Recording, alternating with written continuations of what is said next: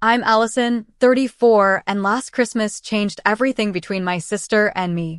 When Heather's glossy invitation arrived, I was thrilled until her call came. About Christmas, Allison. Don't bring your family. They're low class and not on my level. Just you. Her words pierced my heart like icicles. 15 years of supporting her lavish lifestyle while raising my kids on a nurse's salary, and this was my thanks. I had a decision to make. If you're watching this, drop a comment telling me where you're viewing from and hit subscribe to hear what happened when I showed up anyway. I've always been the responsible one.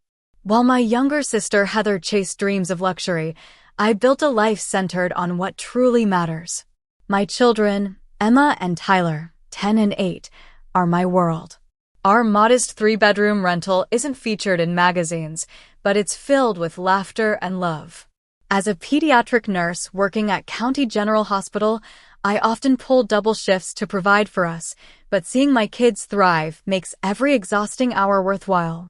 Heather and I took different paths from the beginning. Growing up in suburban Michigan, we shared a bedroom with floral wallpaper and bunk beds, but we might as well have been from different planets. While I saved my allowance for books and later college, Heather spent every penny on fashion magazines and makeup. I still remember her 16-year-old declaration, "I'm going to marry rich and never worry about money again." Our parents, hardworking teachers who taught us the value of education and compassion, would exchange worried glances when Heather made such pronouncements. Dad would gently remind us that character outlasts possessions, while Mom emphasized that true success comes from contribution, not acquisition. These lessons shaped me, but seemed to bounce off Heather entirely.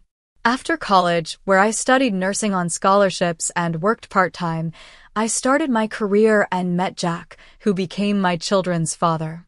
Our relationship didn't last. He wasn't ready for family responsibilities, but he gave me Emma and Tyler before moving across the country. He sends occasional child support checks when he remembers, but we manage without counting on them. Meanwhile, Heather dropped out of community college after meeting Richard, the son of a successful real estate developer. Their whirlwind romance led to a lavish wedding that our parents couldn't afford to contribute much toward. I remember emptying my modest savings to help them pay for the flowers Heather insisted she needed. She promised to pay me back someday, but that day never came. Instead, a pattern emerged. Heather would call in tears about an overdue credit card bill threatening her reputation. Or she'd mention casually how embarrassed she'd be if she couldn't join Richard's colleagues' wives for their spa weekend. Each time, I'd transfer money with the understanding it was just until things settled. Those things never settled, and over 15 years, I've funneled nearly $60,000 into maintaining my sister's facade. Why did I do it? Part of me still saw the little girl who'd climb into my bed during thunderstorms. Part of me felt responsible for her happiness. And honestly, part of me believed her promises that once she and Richard made it big, they'd repay everything with interest. What Richard didn't know, what no one knew except Heather and me, was that his family's wealth was mostly tied up in properties and not accessible for daily luxuries. His monthly income covered their mortgage and basics, but Heather's designer wardrobe, spa treatments, and lavish parties were largely funded by her schoolteacher sister's nursing salary. Each year, Heather's Christmas gathering became more extravagant and her attitude more condescending. Last year, she referred to my sensible sedan as quaint and suggested Emma might benefit from elocution lessons.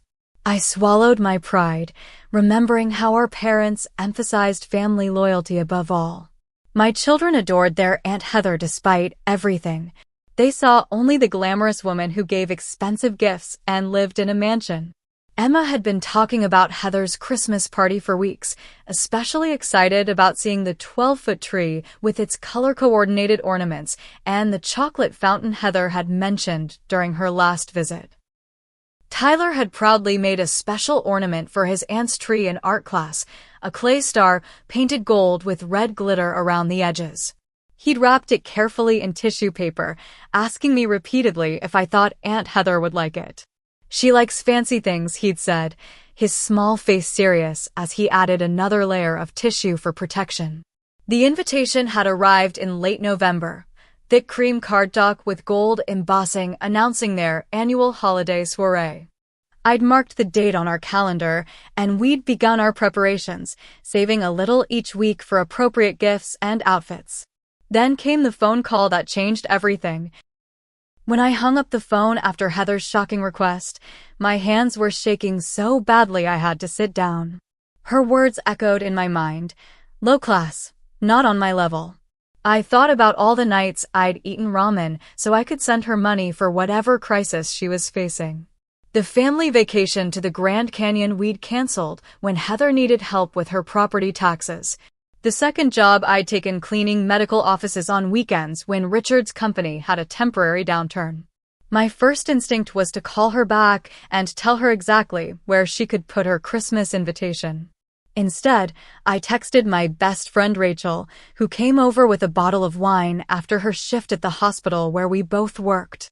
She said, "What?" Rachel exclaimed, pouring us each a generous glass. "After everything you've done for her? Allison, you need to cut her off completely." "It's not that simple," I sighed, glancing toward the kids' bedrooms where they were doing homework. "They love their aunt. And despite everything, she's still my sister." Rachel shook her head. "Your sister is taking advantage of you. Has been for years. You work 60-hour weeks while she posts Instagram photos from luxury resorts." "I know," I admitted. "But family is family. Mom and Dad always taught us to stick together." "Your parents also taught you about dignity and self-respect," Rachel countered. "Would they want you to be treated this way?" That question stayed with me long after Rachel left. The next morning, I found Emma looking at the calendar where we'd marked Heather's Christmas party with a red star. "How many more days until Aunt Heather's party?" she asked excitedly. "I want to see if her pool is frozen like last year." Tyler joined us, clutching his wrapped ornament. "Do you think Uncle Richard will do the scavenger hunt again? I almost found the golden candy cane last time." Their innocent excitement made my decision even harder. How could I tell them we weren't welcome because their aunt thought we weren't good enough? That the presents they'd helped select, a handcrafted scarf for Heather and a fishing book for Richard, weren't sophisticated enough for my sister's standards? That evening, I pulled out the memory box containing photos of Heather and me growing up. There we were building sandcastles at Lake Michigan, riding bikes with streamers on the handlebars, opening Christmas presents in matching pajamas. When had money and status become more important to her than these shared memories? I remembered our father's words when Heather announced she was marrying Richard. "Just remember who you are, sweetheart. Where you come from. Money changes circumstances, not character." Dad had been gone 5 years now, Mom 3. What would they advise me to do in this situation? The answer came clearly. They would tell me to stand up for myself and my children while still leaving the door open for reconciliation. That night, I made my decision. We would attend the Christmas gathering, all 3 of us. If Heather wanted to make a scene in front of her high society friends, that would be her choice. But I would no longer enable her delusion of grandeur at the expense of my children's dignity or my own self-respect. The next 2 weeks were spent preparing. I used my Christmas bonus to buy Emma a beautiful emerald green dress that made her eyes shine. For Tyler, I found a handsome little suit at a consignment shop that looked brand new.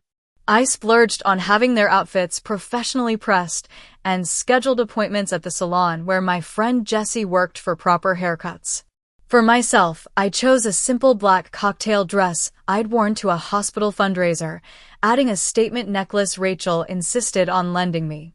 "If you're going into battle, you need proper armor," she'd said, fastening the sparkling pendant around my neck. I also prepared the children, carefully explaining that sometimes adults have disagreements, but that didn't mean they should worry. "Aunt Heather is very particular about her home," I explained during our family dinner. "So we'll need to use our very best manners. And if she seems upset about something, that's not about you, okay? That's grown-up stuff." "Is Aunt Heather mad at us?" Tyler asked, his brow furrowed with concern. "No, sweetheart. Aunt Heather just has a different way of doing things. But we're family, and family shows up for each other, even when it's hard. Emma, perceptive beyond her years, studied my face. Are you and Aunt Heather fighting? I chose my words carefully. We have different ideas about some things. But that's okay. People can disagree and still love each other. As Christmas approached, my anxiety grew. I rehearsed potential scenarios in my mind, preparing responses to whatever Heather might say or do. I reminded myself of all the times I'd dealt with difficult families as a nurse, maintaining professionalism even when emotions ran high. I could do this.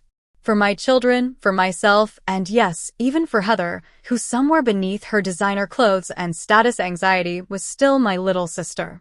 The night before the party, I checked our gifts one last time.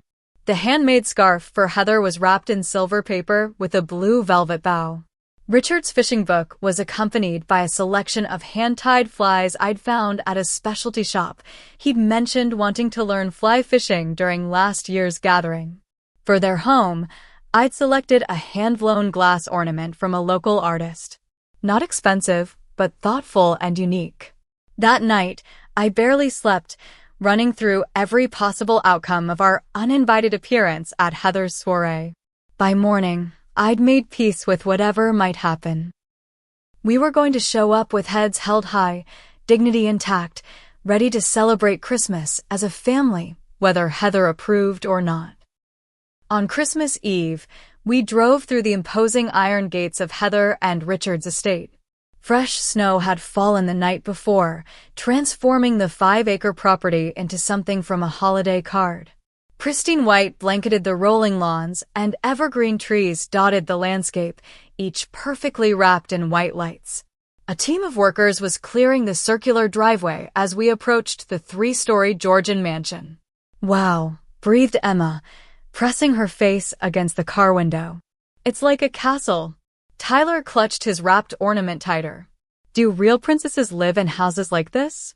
Just your Aunt Heather, I replied, trying to keep my tone light as I parked behind a line of luxury vehicles, Mercedes, BMWs, and a Bentley I recognized as belonging to Richard's father. The facade of the house was decorated with professional precision. Garlands framing every window, life-sized nutcrackers flanking the massive front door, and a tasteful arrangement of poinsettias cascading down the stone steps. I'd seen similar displays in architectural magazines, but never up close. Emma and Tyler clambered out of the car, their excitement palpable as they carefully navigated the cleared pathway in their dress shoes.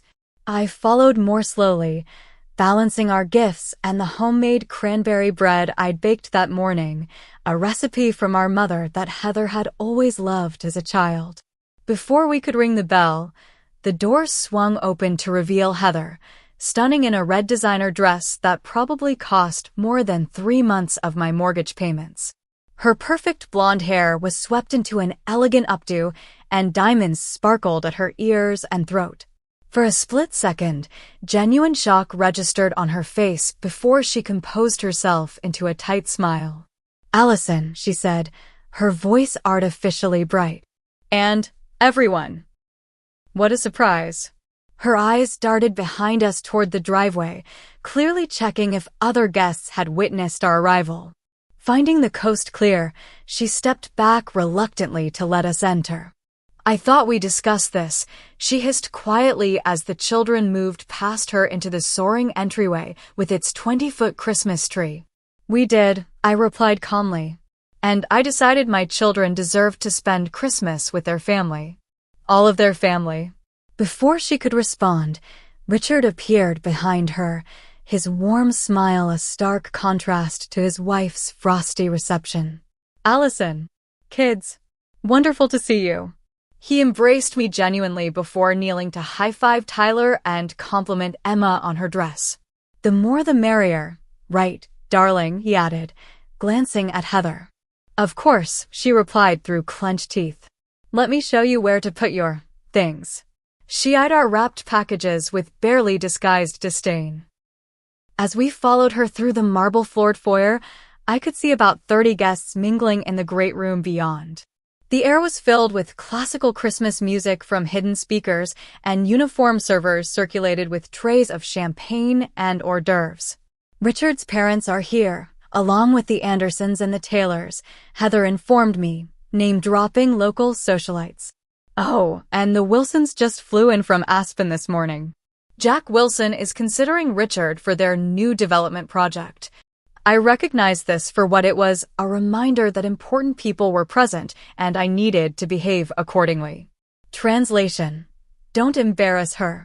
The children can put their coats in the mudroom, she continued, pointing toward a side hallway.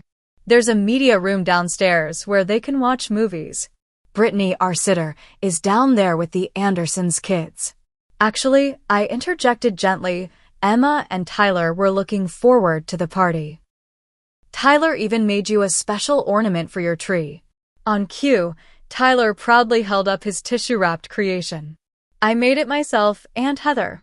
A flicker of something, annoyance, panic, crossed Heather's perfect features before she took the package with fingertips, as if accepting a questionable laboratory sample. How thoughtful. I'll just put this somewhere safe for now. Our tree decorator used a very specific color scheme this year. Tyler's face fell slightly, but he nodded bravely. Richard, observing this exchange, quickly intervened. Hey Tyler, why don't you show me this masterpiece? I bet it would look perfect on the family tree in the den. That's where we put all our special ornaments. As Richard led Tyler away, I could have hugged him for his kindness. Heather, meanwhile, guided Emma and me toward the great room, whispering instructions as we walked. Try not to mention your job. The Wilsons are germaphobes and hospital talk makes them uncomfortable. And if anyone asks where you live, just say north of the city rather than naming your actual neighborhood. Before I could respond to these offensive suggestions, we entered the gathering of Heather's carefully curated guests. Conversations momentarily paused as curious eyes assessed the newcomers. I felt Emma press closer to my side, suddenly shy among these unfamiliar, impeccably dressed adults. Everyone, this is my sister Allison and my niece Emma, Heather announced with forced cheerfulness. They decided to surprise us tonight. A murmur of polite greetings followed, though I caught a few exchanged glances that suggested Heather had perhaps mentioned me before, and not favorably. Within minutes, Emma was drawn away by another young girl around her age, leaving me momentarily alone. I accepted a glass of champagne from a passing server and took a small sip, using the moment to observe the room. The decor was stunning, crystal, silver, and white with accents of deep burgundy. Fresh flowers adorned every surface, and a massive stone fireplace crackled with a perfectly arranged fire. I was admiring an ice sculpture of a reindeer when I overheard Heather speaking to two women near the bar. Yes, that's my sister, she was saying quietly. Single mom, works at the hospital. I try to include her when I can, charity begins at home and all that. The women nodded sympathetically, one patting Heather's arm in apparent admiration of her generosity. I felt my cheeks burn but maintained my composure, remembering my purpose for being here. This wasn't about me, it was about my children experiencing a family Christmas and learning that they were worthy of respect regardless of their zip code or the cost of their clothes. After about 30 minutes of small talk with various guests, most of whom seemed surprised to learn Heather had a sister, I excused myself to check on the children. I found Emma helping younger kids with a craft project, her natural nurturing abilities evident in her patient instructions. Tyler was proudly showing Richard's father his ornament, now hanging prominently on a smaller tree in the wood-paneled den. As I watched them, Heather appeared at my side. We need to talk, she said tersely, guiding me into a nearby powder room and closing the door. What were you thinking, showing up after what I told you, she demanded, arms crossed over her designer dress. I was thinking that family doesn't exclude family from Christmas, I replied evenly. And that my children deserve better than to be deemed low-class by their own aunt. You know what I meant, she huffed. This is an important night for Richard's business connections. I need everything to be perfect. And we're imperfect how exactly? I asked. Because we don't wear designer labels? Because Tyler's ornament doesn't match your color scheme. Don't be dramatic, Heather rolled her eyes. You know how these things work. Appearances matter. To who, Heather? To these people you're trying so hard to impress? Do they know that half your appearances are funded by your nurse sister's salary? Her eyes widened in alarm. Keep your voice down. And that's not fair. I've had some temporary cash flow issues, that's all. 15 years of temporary issues, I pointed out. But we're not discussing that now. We're here as family. The children are behaving beautifully and will continue to do so. I suggest you do the same. Without waiting for her response, I opened the door and returned to the party, my heart pounding, but my resolve stronger than ever. Whatever game Heather was playing, I was no longer a willing participant. At 7 o'clock, a server gently struck a crystal chime, signaling dinner was ready. Guests began migrating toward the formal dining room, where a table that could comfortably seat 30 was arranged with precision that would impress a military general. Fine china, sterling silver, and crystal glassware gleamed under the light of an antique chandelier. Each place setting included 3 wine glasses, multiple forks, and a hand-calligraphed name card.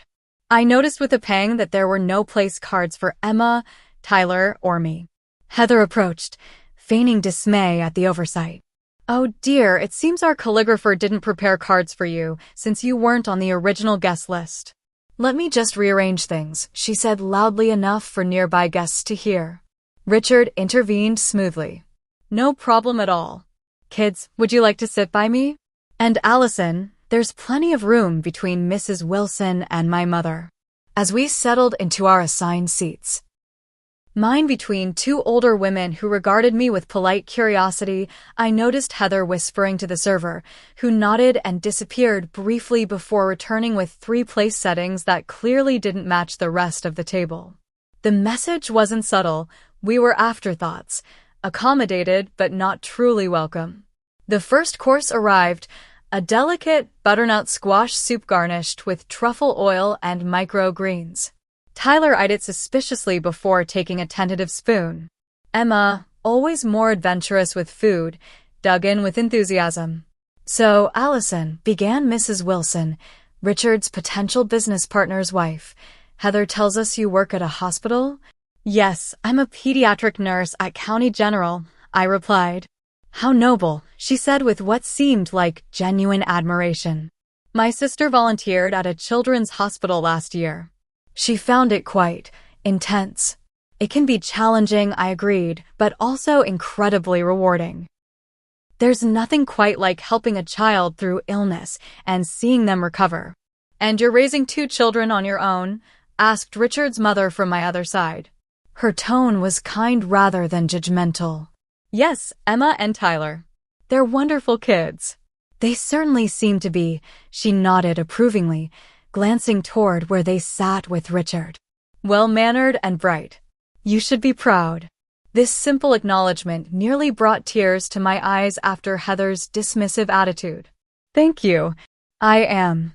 Across the table, Heather was holding court, describing their recent weekend at a luxury ski resort in Vail. The private lessons were worth every penny, she declared. The instructor used to train Olympic athletes. Speaking of expense, interjected a man I recognized as Richard's college friend. How's that investment opportunity one mentioned last month? Did you decide to buy in? Richard looked momentarily uncomfortable. We're still considering our options. The timing might not be right with the new pool house renovations. Oh, we're definitely moving forward with the pool house, Heather corrected him. I've already approved the final designs. Imported marble, smart home integration throughout. It's going to be featured in Modern Luxury magazine. Richard's surprise was evident, but quickly masked. I wondered how many of Heather's unilateral decisions were funded by my loans. The second course arrived, a frizzy salad with poached pears and candied walnuts. Tyler frowned at the unfamiliar greens, but, catching my encouraging nod, bravely took a bite. And what neighborhood do you live in? Allison asked a woman further down the table, her diamond earrings catching the light as she tilted her head. Before I could answer, Heather interjected. Allison lives in a charming area north of the city. Very up and coming. Elmwood Park, I stated clearly. It's a wonderful community with excellent schools and parks. The woman's expression revealed she wasn't familiar with the middle-class suburb, but she nodded politely. And what school do your children attend? She continued. My grandson just started at Lakeside Academy. Again, Heather attempted to intercept. They're in the public school system. Allison is very involved in their education. Emma and Tyler attend Elmwood Elementary, I said directly. Emma's in the gifted program for mathematics, and Tyler is thriving in their arts curriculum. As I spoke, Tyler accidentally knocked over his water glass. The crystal tumbled, splashing water across the pristine tablecloth. His face crumpled in mortification. I'm sorry, he gasped, frantically trying to mop up the spill with his napkin. Before I could reassure him, Heather's voice cut through the momentary hush. This is exactly why children should eat separately until they're properly trained for formal dining. The cruel comment hung in the air. Tyler's lower lip trembled, and I saw Emma's shoulders stiffen in defense of her brother. Richard quickly handed Tyler his own napkin. No harm done, buddy. I did much worse at my parents' dinner party when I was your age. Knocked over an entire gravy boat onto my father's boss. His father chuckled in confirmation. Ruined a perfectly good suit. But suits can be replaced, good company can't. The warm response from Richard and his father seemed to further irritate Heather, whose smile had grown increasingly rigid as the evening progressed. As servers cleared the salad plates, she directed the conversation toward her recent charity work, organizing a fundraiser for the Art Museum's new wing. We raised over $300,000, she boasted. The chairwoman said it was the most successful event in their history. That's wonderful, commented Richard's mother. Which programs will benefit specifically? Heather hesitated, clearly unfamiliar with the actual purpose of the fundraiser beyond its social prestige. Oh, various educational initiatives, of course. Actually offered another guest. I believe it's primarily funding the new contemporary exhibition space. My wife is on the museum board. Heather's smile tightened further. Yes, exactly. That's what I meant.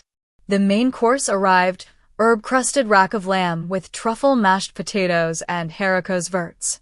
As the servers presented each plate with choreographed precision, I caught Emma staring at the array of utensils with uncertainty.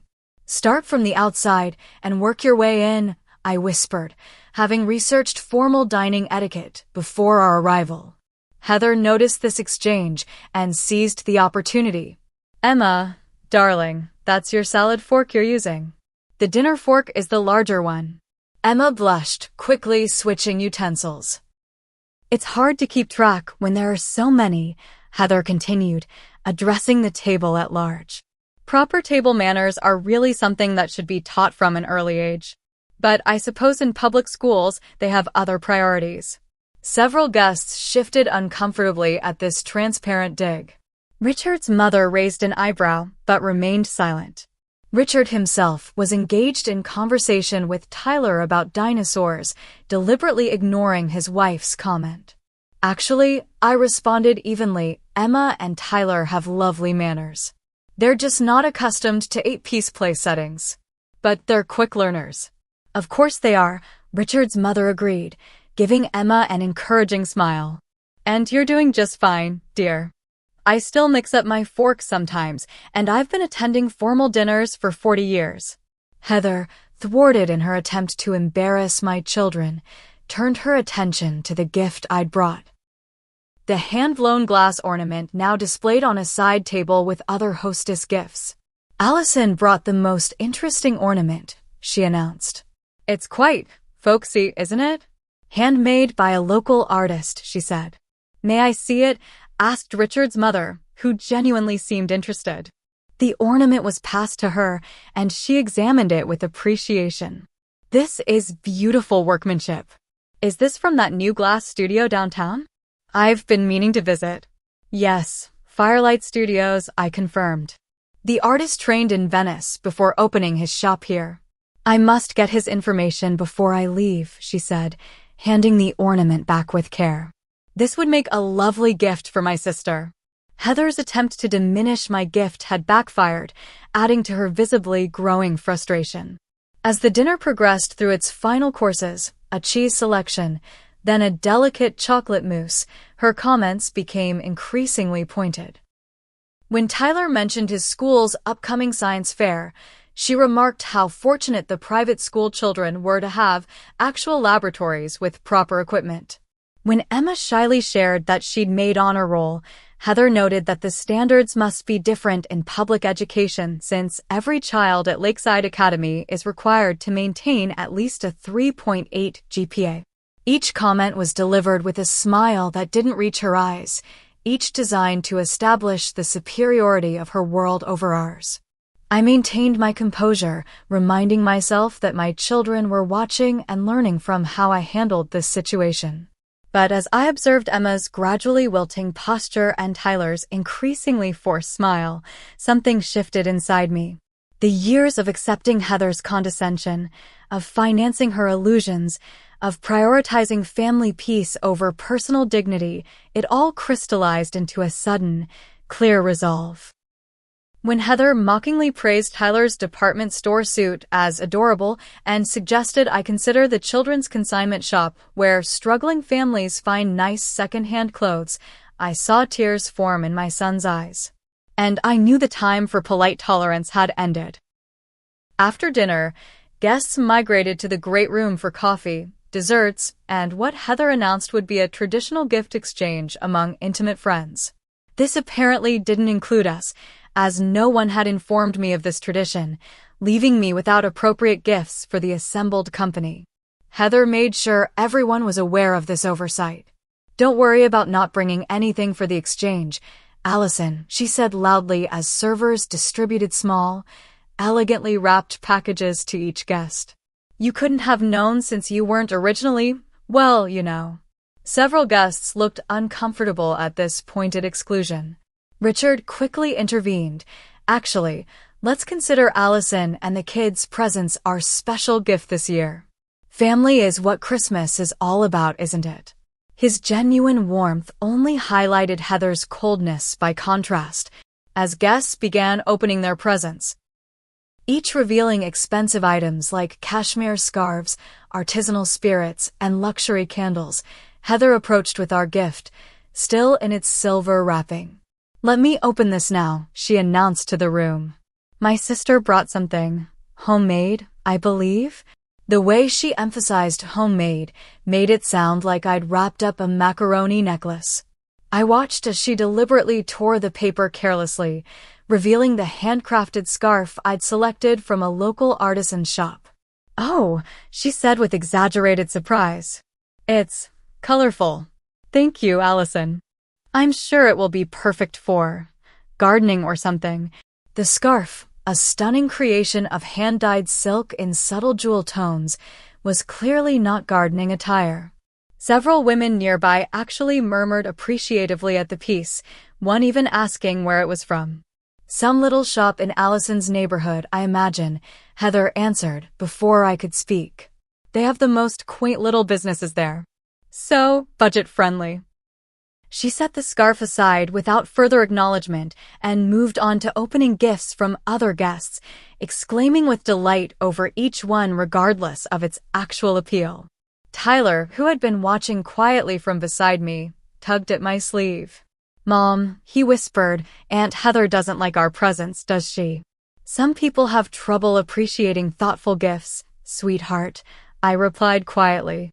"That's about them, not about the gift." Emma, overhearing this exchange, slipped her hand into mine and squeezed it supportively. My heart swelled with pride at my children's emotional intelligence in the face of such poor behavior.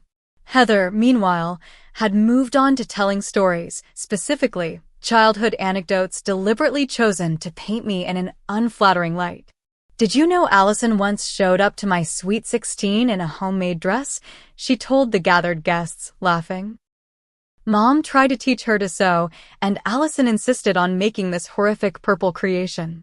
The seams were coming apart by the end of the night. What she omitted was that our family couldn't afford to buy me a new dress that month because Dad's medical bills from his back surgery had strained our budget. I'd stayed up 3 nights in a row working on that dress, determined not to ask for money we didn't have. And in college, she continued, she dated this absolutely hopeless boy who worked at the campus bookstore. He would pick her up on a bicycle with a milk crate attached to the back as a passenger seat. Can you imagine? That hopeless boy had been working his way through college, saving for medical school. The bicycle was his only transportation, and he'd added the crate specifically so he could take me on dates despite not owning a car. With each story, Heather systematically undermined my dignity in front of her social circle, all while maintaining the veneer of sisterly teasing. I saw Richard becoming increasingly uncomfortable, occasionally trying to change the subject, but Heather was determined to continue her performance. The final straw came when she began criticizing my parenting directly. It's really admirable how Allison manages with the children, considering their circumstances, she said to the room at large. Public school, no father figure living in that neighborhood. It's not what I would choose, of course, but Allison has always been content with less. Emma and Tyler were both within earshot, and I saw their expressions fall. Tyler's bottom lip quivered slightly, while Emma's face flushed with humiliation. In that moment, something inside me snapped. 15 years of supporting Heather's facade, of enabling her delusions of grandeur, of prioritizing her feelings over my children's well-being. It all crystallized into absolute clarity. I stood up, smoothing my dress with deliberate calmness. "Excuse me," I said, my voice steady. "I'd like to propose a toast." The room quieted as guests turned toward me, some looking curious, others uncomfortable. Heather's face registered alarm as a server handed me a champagne flute. "First, I want to thank Heather and Richard for including us in their beautiful Christmas celebration," I began. "Family gatherings are precious, especially during the holidays." Heather's expression relaxed slightly, perhaps thinking I was going to smooth things over. "I'd like to toast to my sister," I continued. "To Heather, who has created this impressive life for herself and has always had such discerning taste." Murmurs of agreement rippled through the room. Heather smiled triumphantly. "Such discerning taste? In fact, that maintaining it has cost approximately $4,000 a month for the past 15 years. The room fell utterly silent. Heather's smile froze on her face. "You see," I explained conversationally, while Heather has been sharing stories about my supposedly humble life, she's neglected to mention that her designer wardrobe, spa memberships, luxury vacations, and many of the furnishings in this beautiful home have been subsidized by her low-class sister, the nurse who apparently isn't quite good enough to attend her Christmas party. Gasps and uncomfortable shifting filled the room. Richard's face showed complete confusion, then dawning comprehension. "For those who are mathematically inclined," I continued calmly, "that's approximately $720,000 over 15 years. Money that could have gone toward my children's college funds or perhaps purchasing a home in a neighborhood Heather might find more acceptable." I reached for my phone and pulled up my banking app.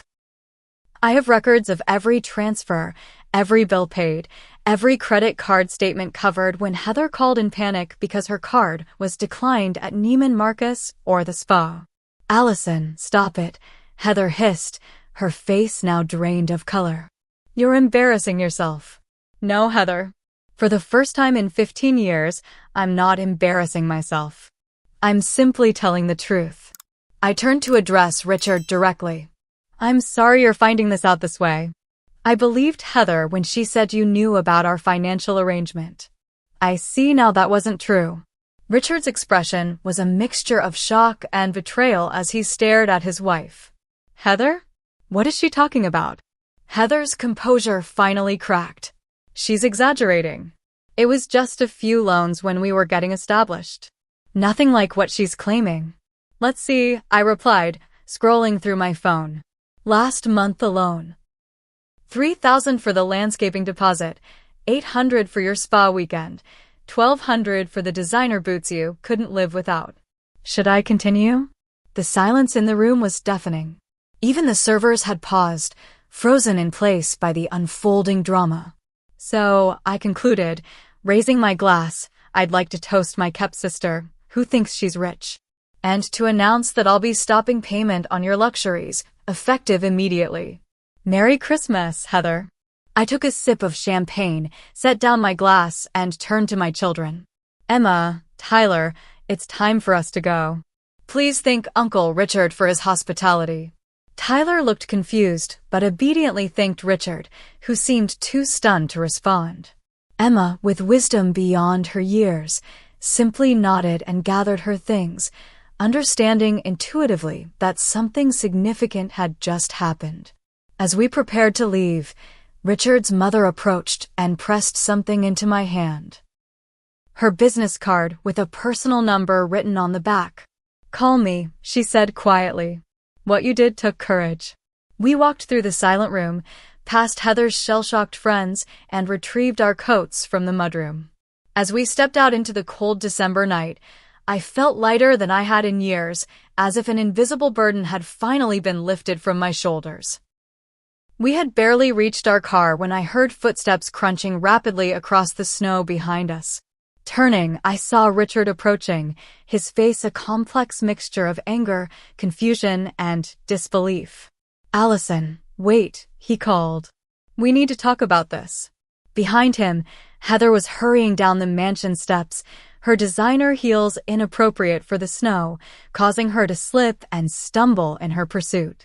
Kids, get in the car, please, I said calmly, opening the back doors. Turn on your tablets. I need a few minutes with your aunt and uncle. Emma and Tyler complied without argument, sensing the gravity of the situation. Once they were settled, I turned to face my sister and brother-in-law. How dare you? Heather hissed, her voice low but venomous. You've humiliated me in front of everyone who matters. How dare I? I repeated incredulously. You called my children low-class. You mocked their clothes, their education, their home. You deliberately tried to make them feel inferior. And you're concerned about your humiliation. You've been helping Heather financially? Richard interrupted, his question directed at me but his eyes fixed on his wife. For 15 years? Without my knowledge. Yes, I confirmed simply. Since shortly after your wedding. It started with small amounts, a credit card bill here, a shopping splurge there. Heather always said it was temporary, that you were building your business and couldn't access family funds yet. Over time, the amounts increased and the temporary situation became permanent. Richard ran a hand through his hair, visibly processing this revelation. The spa memberships? The designer wardrobes? The first-class upgrades whenever we travel. Most of it, I nodded. Not everything, of course, but a significant portion. She's exaggerating, Heather interjected desperately. It was just occasional help when things were tight. Sisterly support. She's making it sound like charity. Let me see your phone, Richard said suddenly, holding out his hand to me. I hesitated briefly, then unlocked my banking app and handed it to him. He scrolled in silence for several moments, his expression growing darker with each swipe. Monthly transfers of $3,000 to $5,000, he read aloud. For years. Direct payments to Nordstrom, Saks, the country club. Heather, what the hell is this? Richard, please. Heather's voice took on a pleading quality I'd rarely heard. It's not what it looks like. Allison offered to help. She wanted to contribute. Contribute? I echoed. Heather, I've been working 60-hour weeks, eating ramen for dinner, and putting off home repairs to fund your lifestyle. I've delayed saving for my children's education to pay for your spa days. You never said no, she countered. I asked, and you always said yes. That was your choice. Because you're my sister, I replied, my voice finally breaking. Because every time, you made it sound like an emergency. Because you promised it was the last time. Because I believed you when you said you'd pay it back someday. Richard handed my phone back, his expression unreadable. The landscaping for the pool house, he said quietly. You told me your parents had left you a special investment account that matured. Heather faltered. I needed to tell you something. You wouldn't have approved the renovation otherwise. And the trip to Bali last year? You said that was a bonus from your interior design client. Richard, please, Heather whispered. Not out here. No, I think out here is exactly where this conversation belongs, he replied, his voice hardening. We've apparently been living a lie inside those walls for years. As they faced off, I became acutely aware of my children waiting in the car, of the cold seeping through my dress coat, of the curious faces watching from the windows of the mansion. This confrontation needed to happen, but not like this. This is between you two now, I said firmly. My part in it is over. I won't be sending any more money, Heather. Not $1. You'll need to be honest with Richard about your finances and make whatever adjustments are necessary. You can't just cut me off. Heather protested, panic edging into her voice. What about the credit card bill due next week?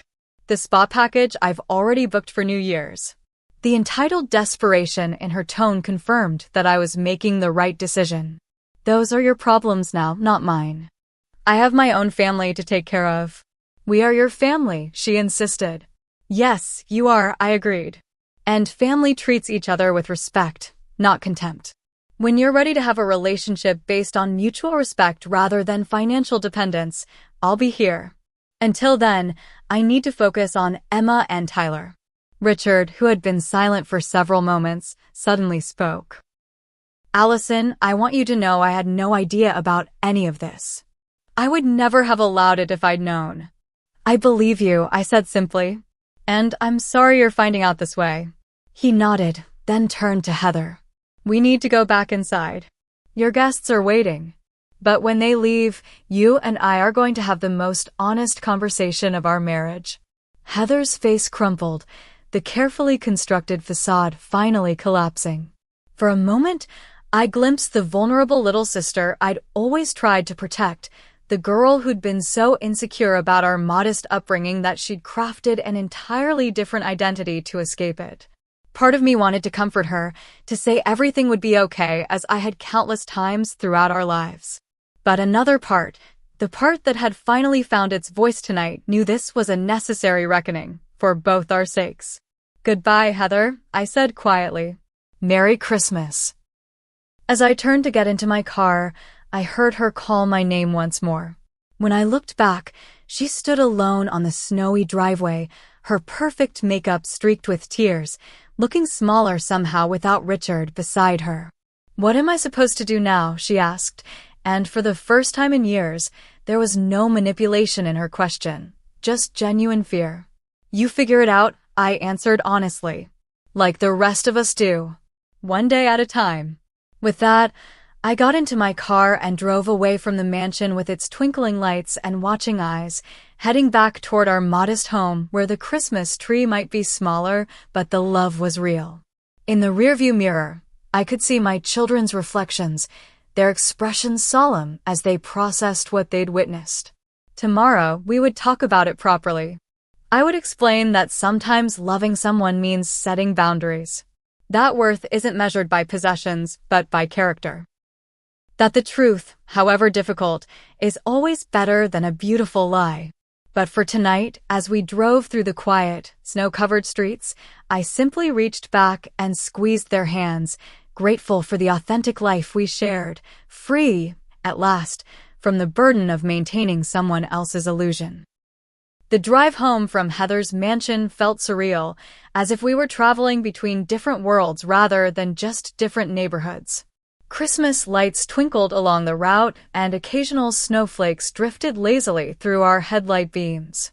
In the backseat, Emma and Tyler had fallen silent, processing the evening's dramatic events in their own ways. Are you mad at Aunt Heather? Tyler finally asked in a small voice. I considered my answer carefully. Not mad exactly. Disappointed. Sometimes people we love make choices that hurt us, and it's okay to feel sad about that. Is she still our aunt? Emma's practical question cut to the heart of what both children were likely wondering. Of course she is, I assured them. Family is forever, even when relationships get complicated. But sometimes family members need time apart to figure things out. When we arrived home, our modest Christmas tree greeted us through the front window, its multicolored lights a stark contrast to Heather's professionally decorated monochrome display. Inside, I kicked off my heels with relief and suggested an impromptu Christmas Eve celebration of our own. Let's make hot chocolate and watch a holiday movie, I proposed. The fancy party wasn't much fun anyway. Can we open one present tonight? Tyler asked hopefully, his resilience already reasserting itself. I think that's a perfect idea, I agreed. Within 30 minutes, we had transformed our evening. Still wearing our party clothes but now wrapped in cozy blankets, we sipped homemade hot chocolate topped with mini marshmallows, while How the Grinch Stole Christmas played on our television. The children each opened one carefully selected gift, new pajamas that they immediately changed into, and the tension from Heather's mansion gradually melted away in the warmth of our small living room. After the children went to bed, I sat alone by the Christmas tree, finally allowing myself to process the enormity of what had happened. For 15 years, I had enabled Heather's fantasy life at the expense of my own family's security. Tonight, I had finally broken that cycle. The relief was palpable, but so was the grief for the relationship I had hoped to have with my sister. My phone buzzed with a text from Rachel. How did it go? I typed out a brief summary, ending with, I'll call you tomorrow with details. Kids are asleep. I'm okay. She responded immediately. Proud of you. Merry Christmas to you. No more subsidizing ungrateful siblings. Christmas morning arrived with fresh snow and excited children who temporarily forgot the previous night's drama in the joy of opening presents. We FaceTimed with Jack, their father, who wished them Merry Christmas from his new home in California. Though our relationship had ended years ago, we maintained a cordial connection for the children's sake. Around noon, my phone rang with an unknown number. It was Richard. Allison, I hope I'm not interrupting your Christmas, he began, his voice sounding tired.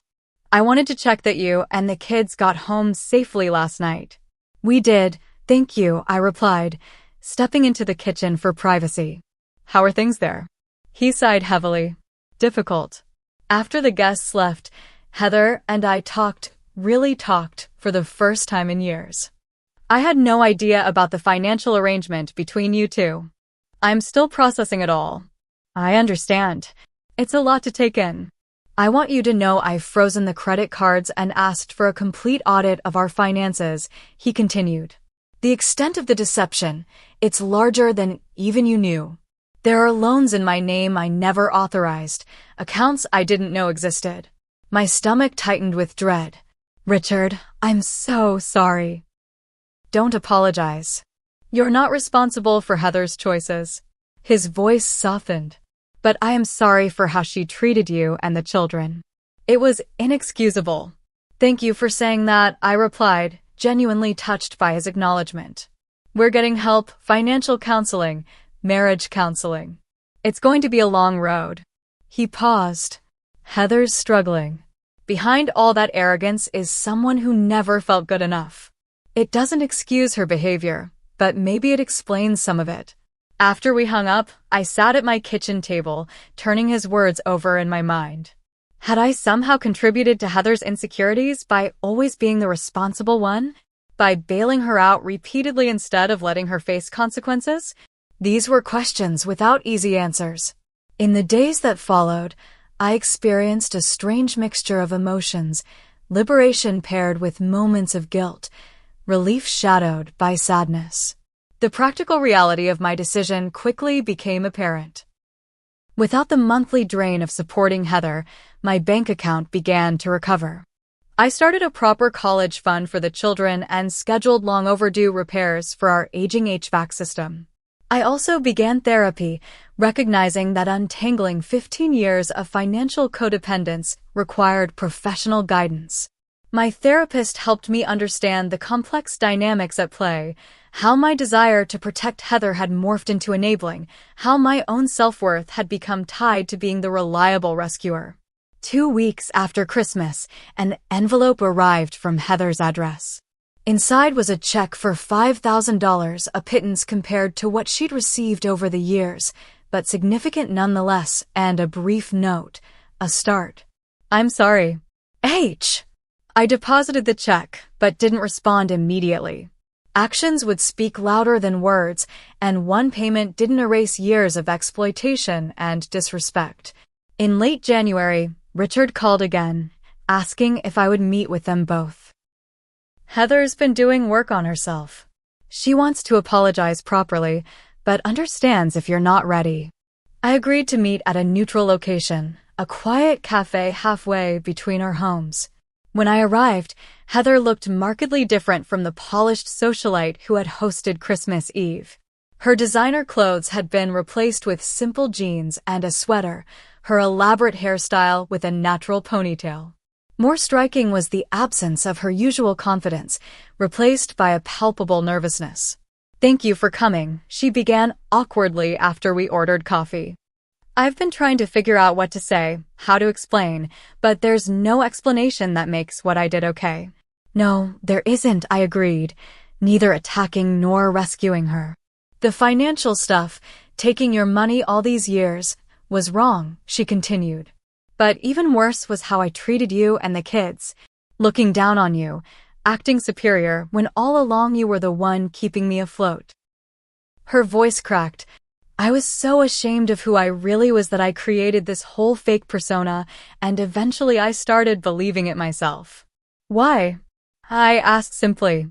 "We came from the same family, Heather. Mom and Dad gave us the same values, the same love. When did money and status become everything to you?" She stared into her coffee. "I don't know exactly. Maybe in middle school when the popular girls made fun of my thrift store clothes. Or in high school when I wasn't invited to parties at the lake houses because I wasn't their kind. I decided I would become their kind, whatever it took." For the first time, I glimpsed how differently we had experienced our childhood, how moments I had brushed off had cut deeply into Heather's sense of self-worth. "We're selling the mansion," Richard interjected. "Moving to something within our actual means. Heather's looking for work too. I'm starting at a design firm next month," she added. "Entry-level position, but it's something I actually know how to do. And we're both in financial counseling, learning to live on a budget for the first time."